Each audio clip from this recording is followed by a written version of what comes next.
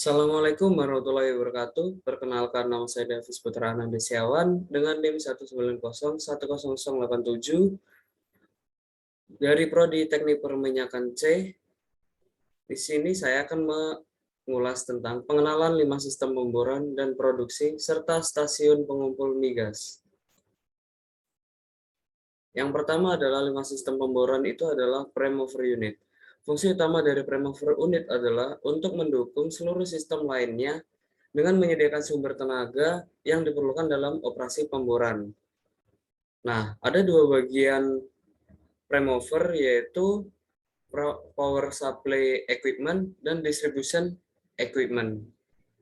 Nah, untuk selanjutnya adalah hoisting system atau biasa disebut dengan sistem angkat. Nah, hoisting system ini terdiri dari beberapa bagian. Yang pertama adalah drilling tower, yaitu menara pemboran atau biasa disebut mast atau derrick. Nah, dan yang kedua adalah substructure atau fondasi dari menara pemboran. Nah, ketinggian substructure ini mengikuti dengan ketinggian BOP. Nah, selanjutnya drawwork atau mesin pengangkat. Drawwork ini adalah mesin untuk menarik ulur tali atau biasa disebut sling, drilling line pada sistem angkat, hoisting system. Dan yang kedua adalah crown block untuk mengaitkan tali dari atas derrick atau mast agar si pipa pemboran atau traveling block yang dikaitkan dapat bergerak naik turun. Dan selanjutnya adalah traveling block. Traveling block adalah bagian sistem angkat yang bergerak naik turun sesuai dengan si pekerja ini dalam kegiatan pemboran. Selanjutnya adalah hook atau kait. Nah, kait ini adalah fungsinya untuk mengkaitkan traveling block dan drilling line. Drilling line adalah tali atau sling yang digunakan dalam sistem angkat ini. Selanjutnya ada sistem berikutnya, rotary system atau sistem putar. Nah, sistem putar ini terdiri dari swivel dan rotary table dan lainnya. Nah, rotary system ini adalah sistem putar untuk memberikan putaran pada rangkaian pemboran dan juga memberikan beratan pada pahat seperti itu. Dan selanjutnya adalah bagiannya ada master bushing.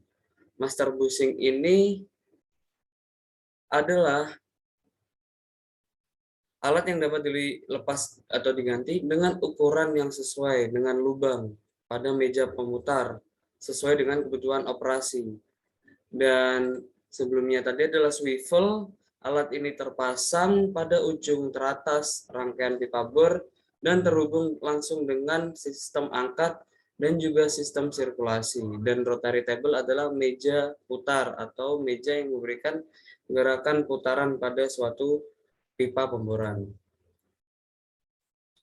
Dan ada slip ball, adalah bantalan pengisi logam yang terletak dalam master bushing. Dan safety clamp adalah untuk menahan drill collar, di mana drill collar yang tidak punya tool join untuk menahannya digunakan dengan alat safety clamp. Berikutnya adalah rotary tong. Rotary tong adalah kunci besar yang digantung di atas rig dekat meja putar yang dipasang pada bagian-bagian dari batang bor, baik untuk menyambung maupun melepas sambungan. Selanjutnya adalah Kelly spinner. Dipasang pada bagian bawah swivel. Alat ini dipakai untuk menyambung Kelly dengan pipa bor secara cepat di dalam red hole atau lubang menyimpan, memasang, membongkar rangkaian pipa. Top. Selanjutnya adalah untuk yang lebih modern lagi adalah top drive. Top drive adalah suatu alat sistem putar yang berada di atas dan itu dapat bergerak naik turun sesuai dengan pipa pemboran, entah itu mau cabut maupun menurunkan pipa pemboran. Nah, selanjutnya adalah drill pipe. Drill pipe adalah pipa pemboran. Nah, pipa ini dipasang sesuai dengan trayek pemboran yang ditembus. Nah, pipa ini disambung-sambung agar menjadi panjang sesuai dengan trayek yang ditembus. Drill collar adalah pipa pemboran juga yang fungsinya untuk menambah beban pada bit agar untuk membantu laju penembusan. Dan selanjutnya adalah bit, yaitu mata bor yang fungsinya untuk menembus formasi. Nah, selanjutnya yaitu BOP system. BOP system adalah pencegah semburan liar untuk menutup sumur jika terjadi kick. Nah, bagiannya adalah pertama BOP stack. Nah, BOP stack ini terdiri dari annular preventer, pipe ram, shear ram, dan blind ram atau ram preventer. Nah, pertama yaitu annular preventer. Annular preventer adalah untuk menutup lubang anulus, baik terdapat pipa ataupun tidak terdapat pipa. Nah, ini bagiannya ram preventer, ada pipe ram, shear ram, dan blind or blank ram. Nah, pipe ram sendiri adalah menutup lubang bor pada waktu rangkaian pipa bor berada di lubang bor. Dan shear ram adalah menutup lubang bor sekaligus dapat memotong pipa pemboran. Blind or blank ram adalah menutup lubang bor pada waktu pipa bor tidak berada dalam lubang bor. Nah, bagian selanjutnya yaitu drilling spool. Drilling spool adalah sebagai tempat pemasangan choke line dan kill line. Dan di bawahnya lagi ada casing head atau merupakan tambah dudukan dari si BOP itu sendiri. Dan ada akumulator. Nah, akumulator ini adalah sebagai gas untuk menutup si ram-ram BOP atau si cara kerjanya yaitu menginjeksikan suatu gas ke ram BOP untuk menutup lubang sumur dengan menghidupkan kontrol pada akumulator panel atau pada remote panel yang terletak di lantai bor. Nah, berikutnya adalah supporting system atau sistem penunjang pada BOP ini. Pertama yaitu choke manifold sebagai saluran untuk mengeluarkan lumpur dari lubang sumur.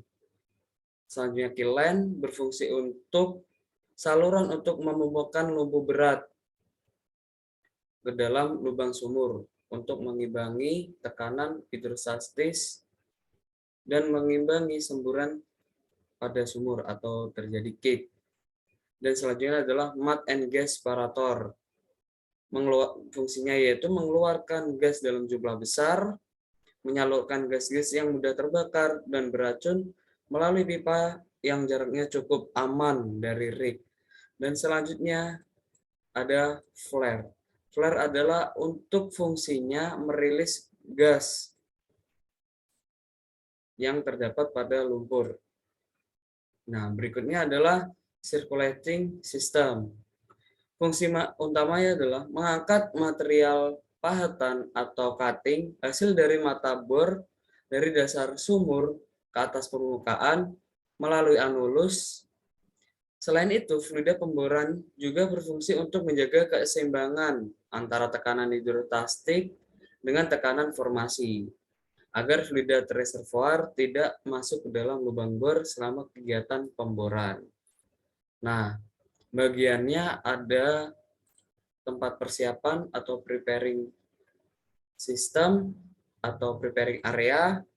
Nah, terdiri dari mud hose, mixing hooper, chemical mixing barrel, bulk mud storage bins, water tank, dan reserve pit. Nah, tempat-tempat persiapan ini terletak pada tempat dimulainya sistem sirkulasi Tempat persiapan lumpur pemburuan terdiri dari peralatan-peralatan yang diatur untuk memberikan fasilitas persiapan atau treatment lumpur pemburuan. Dan peralatan berikutnya yaitu peralatan sirkulasi atau circulation equipment. Peralatan ini fungsinya untuk mengalirkan lumpur pemburuan dari peralatan sirkulasi menuju ke pipa bor dan naik ke anulus lagi mengangkat serbuk bor ke permukaan menuju conditioning area sebelum kembali ke mud pit untuk sirkulasi kembali. Nah, peralatan ini terdiri dari mud pit, mud pump, pump discharge and return line, standpipe, rotary hose, dan nozzle yang terdapat di bit atau dasar lubang sumur. Nah, conditioning area sendiri berfungsi sebagai untuk mengondisikan lumpur yang kembali dari dasar permukaan atau dasar lubang bor agar dapat digunakan kembali atau dapat disirkulasikan kembali.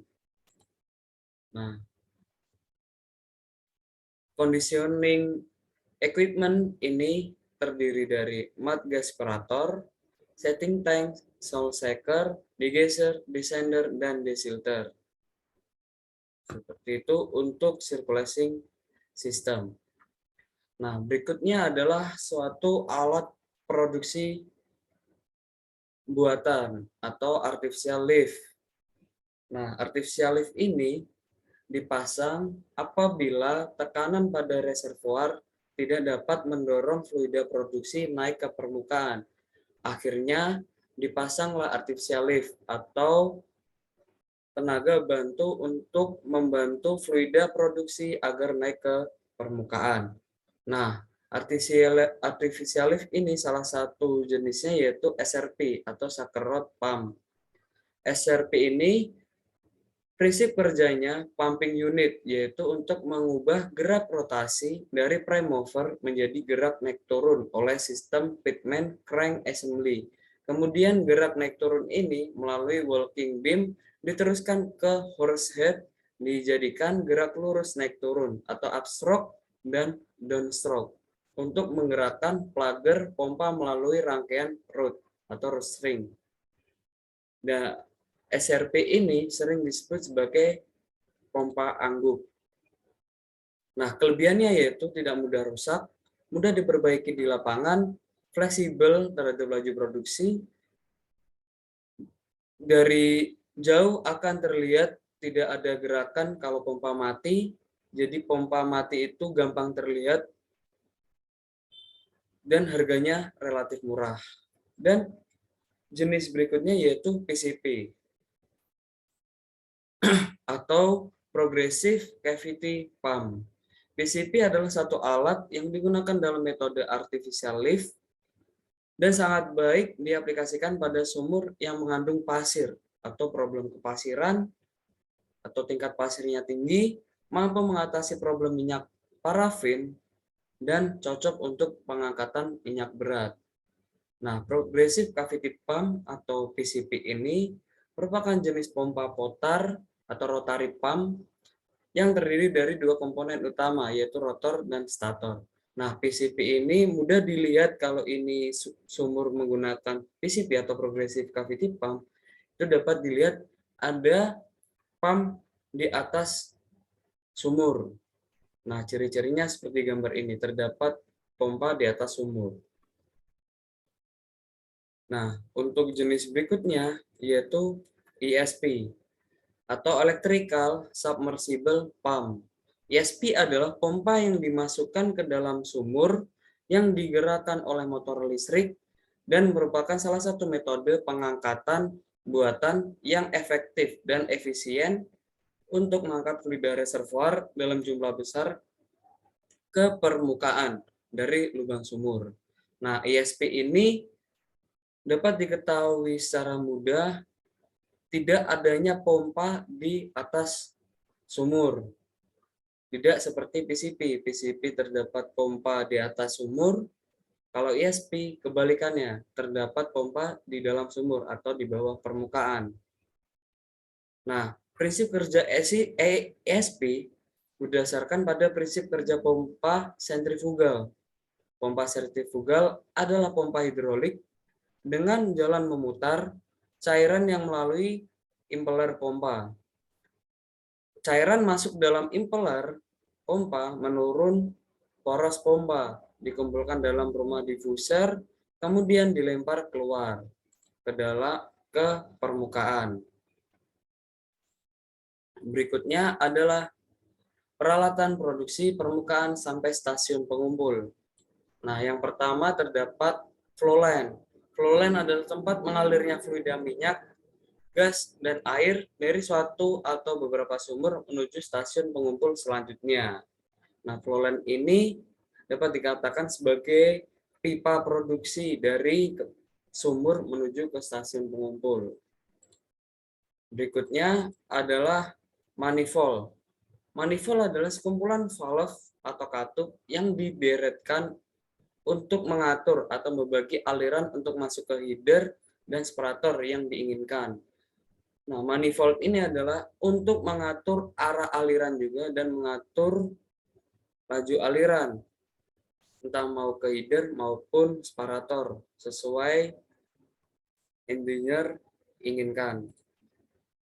Nah, ada beberapa sistem manifold. Pertamanya adalah individual well flow line, satellite production manifold. Nah, berikutnya adalah header. Pipa berukuran lebih besar dari flow line yang berfungsi untuk menyatukan fluida produksi dari beberapa sumber produksi setelah melalui manifold dan mengalirkan ke fasilitas pemisah. Berikutnya adalah separator. Nah, separator ini adalah suatu alat untuk memisahkan fluida berdasarkan fasanya masing-masing dan disetting dengan tekanan tertentu. Nah, separator ini terdiri dari beberapa jenis. Pertama yaitu separator vertikal. Separator ini digunakan untuk fluida yang mengandung lumpur atau pasir serta mampu menampung kapasitas cairan yang cukup besar juga dan mudah digunakan di daerah yang tidak cukup luas. Nah, jadi ke lapangan yang termasuk sempit atau tidak terlalu luas itu biasanya efektif digunakan dengan separator vertikal atau separator tegak. Nah, berikutnya adalah separator horizontal. Nah, separator ini digunakan untuk fluida yang minim akan pasir atau lumpur. Dan biasanya separator ini juga banyak dijumpai di lapangan yang cukup luas juga. Dan dapat menampung fluida yang cukup besar juga. Nah, berikutnya ada juga separator bundar. Berbentuk bulat. Nah, fungsinya adalah memisahkan fluida produksi yang mempunyai GLR yang kecil sampai sedang, kurang cocok untuk memproses fluida yang kapasitasnya besar. Nah, jadi separator bundar ini cocok digunakan pada fluida yang mengandung gas cukup lumayan tinggi. Nah, berikutnya adalah ada beberapa komponennya dari separator, yaitu ada gas scrubber, memisahkan butiran cairan yang masih terikut dengan gas, dan knockout, ada free water knockout, dan total liquid knockout. Nah, free water knockout adalah memisahkan air bebas dari hidrokarbon cair, dan TLKO memisahkan cairan dari aliran gas bertekanan tinggi.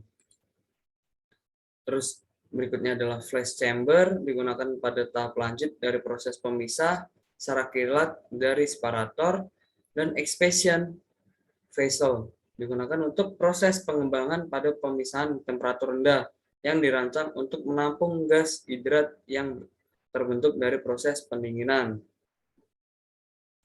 Berikutnya adalah chemical electric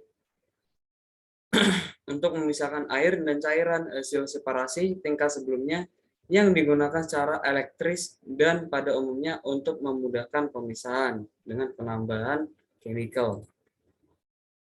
Berikutnya adalah inlet diverter untuk memecahkan aliran yang datang dari sumur. Nah, inlet diverter ini terdapat di dalam separator. Terus berikutnya adalah mist extractor untuk memisahkan cairan gas sebelum gas keluar dari separator. Berikutnya adalah wire, dinding yang dipasang tegak lurus dalam separator. Berikutnya adalah expansion vessel, ini terdapat di dalam separator untuk merubah arah gas dari inlet dan mengurangi turbulensi dalam separator. Berikutnya adalah safety relief valve untuk merilis tekanan yang berlebih dari separator. Berikutnya adalah rupture disc untuk melindungi separator jika tekanan terlalu tinggi dan safety relief valve tidak berfungsi, maka di-runkan rupture disc. Berikutnya adalah level control untuk mengatur tinggi liquid dari separator, dan pressure control untuk menjaga agar tekanan separator sesuai pada settingannya. Nah, separator tersebut juga dibagi dari beberapa fasa. Ada separator 2 fasa dan 3 fasa. 2 fasa ini adalah memisahkan gas dari cairan untuk melalui outlet yang berbeda. Dan 3 fasa berfungsi untuk memisahkan gas keluar melalui gas outlet, dan air dan minyak keluar melalui outlet yang berbeda juga. Jadi memisahkan gas, air, dan minyak. Nah, bagian-bagian utama separator ada primary separator section untuk mengumpulkan sebagian besar fluida yang masuk. Nah, secondary separator section untuk memisahkan butiran cairan yang sangat kecil. Mist extraction section untuk memisahkan butiran cairan yang sangat kecil. Dan liquid accumulation untuk tempat penampungan semua cairan yang sudah terbebas dari gas. Nah, berikutnya fluida ini akan mengalir pada tangki pengumpul atau tempat akumulasinya fluida produksi. Nah, wadah yang digunakan untuk menampung sementara liquid hasil proses operasi separasi. Nah, fungsi tangki adalah tempat penampungan sementara liquid produksi dan sebagai sarana untuk memisahkan cairan sesuai dengan berat jenis dari masing-masing fasa cairan tersebut.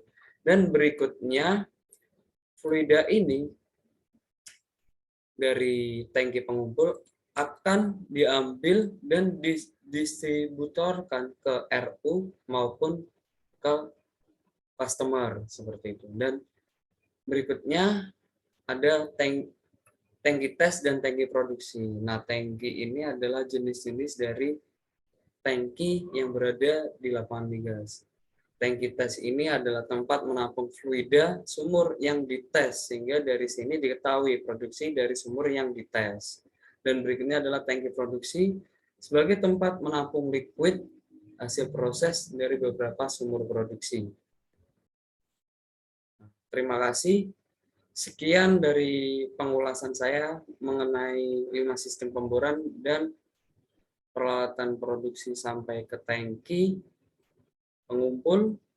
Kurang lebihnya mohon maaf. Wassalamualaikum warahmatullahi wabarakatuh.